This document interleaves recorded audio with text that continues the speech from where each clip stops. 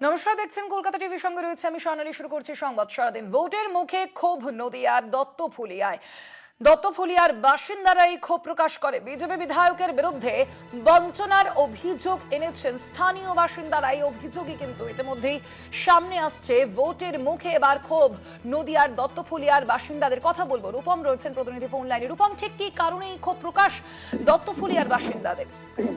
দেখো সোনালী, একদিকে যখন ভোটের আবহ অর্থাৎ 26-এর নির্বাচনের দামামা বেজেছে এবং রাজনৈতিক দলগুলি তাদের প্রচার শুরু করেছে, ঠিক তখনই নদিয়ার ভারত বাংলাদেশ সীমান্তবর্তী এলাকায় দত্তফুলিয়া গ্রামের যে ঝোড়োপাড়া বর্ডার অর্থাৎ সীমান্ত রয়েছে, সেখানকারই বরণবেড়িয়া উঁচুপাড়া এলাকার বাসিন্দাদের কিন্তু ক্ষোভ রয়েছে।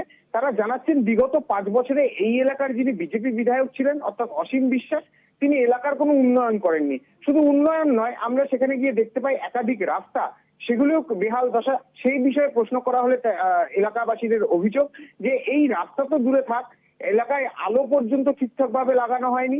শুধু তাই নয়, পানীয় জল বাড়ি বাড়িতে পাইপলাইন বসানো হয়েছে ঠিকই, কিন্তু সেখানে জল নেই। আবাস যোজনার ঘর থেকেও বঞ্চিত একাধিক পরিবার। সুতরাং এলাকাবাসী জানাচ্ছেন যে এই এলাকায় সেইভাবে কোনো উন্নয়নই হয়নি।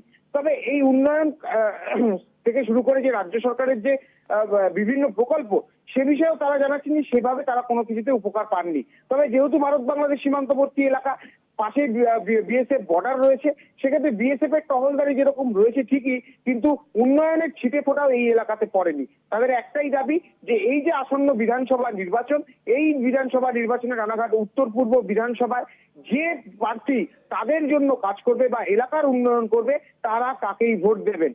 অপরদিকে ঘটনা প্রকাশ্যে আসতেই শুরু হয়েছে রাজনৈতিক চর্চা। বিজেপির পক্ষ থেকে দাবি করা হচ্ছে যে সমস্ত অভিযোগ করা হচ্ছে এলাকাবাসীর তরফ থেকে তা সম্পূর্ণ মিথ্যে।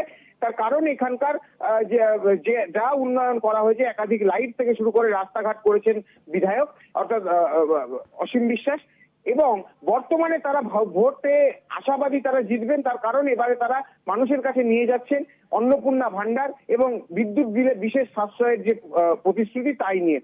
কিন্তু ঘটনা প্রকাশ্যে আসছে রীতিমতো শাসক দলের পক্ষ থেকে এখানকার যিনি তৃণমূল কংগ্রেসের প্রার্থী বর্ণালী দে রায়, তিনি জানাচ্ছেন সাধারণ মানুষ বলছে যে বিধায়ককে বিগত 5 বছরে দেখা যায়নি, তিনি কি উন্নয়ন করেছেন তা দেখা যায়নি।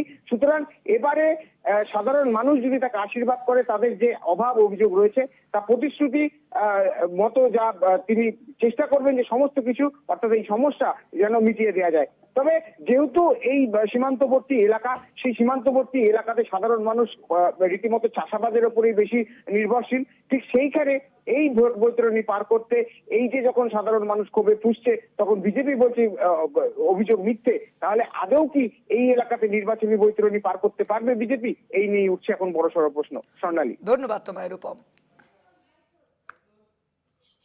কোনো কিছুই হয়নি। এমএলএ কে ছিল? এমএলএ আছে অসীম বিশ্বাস। এখন তো তিনি ভোটে দাঁড়িয়েছে, হুম। এর কোনো উন্নয়ন করেছে এলাকায়? আপনারা বলেছেন, এর আগে ওনার কাছে গেছিলেন? আমি যাইনি, অন্য কেউ গেছে কিনা আমি বলতে পারবো না। তা আপনাদের ভাতা কিংবা আপনারা লক্ষ্মীর ভাণ্ডার সব ঠিকঠাক পান? আমি লক্ষ্মীর ভাণ্ডার পাই, কিন্তু ভাতা পাই না। আমার বাড়ি, আমি শুধু লক্ষ্মীর ভাণ্ডার পাই। বাড়িতে কজন থাকেন? বাড়িতে 2 ছেলে, হুম। আমরা 2 জন স্বামী স্ত্রী আর 2 বৌমা। বৌমারা লক্ষ্মীর ভাণ্ডার পায়? হুম। এই যে রাস্তাঘাট, এখানকার লোকজন যারা বলছেন যে রাস্তা নাকি বহুদিন ধরে খারাপ, তাহলে আপনাদের জন্য রাস্তা হয় না? না, না, আমরা গড় পাইও না, আর আমাদের কোনো শুনতেও আসি না যে তোমরা গড় পাও নাই, কোন কারণে পাও নাই, কি দেখি আমাদের কাছে কোনো জিজ্ঞাসা করো নাই, আর আমরা জানলাম গড় আসে না কি আসে আমরা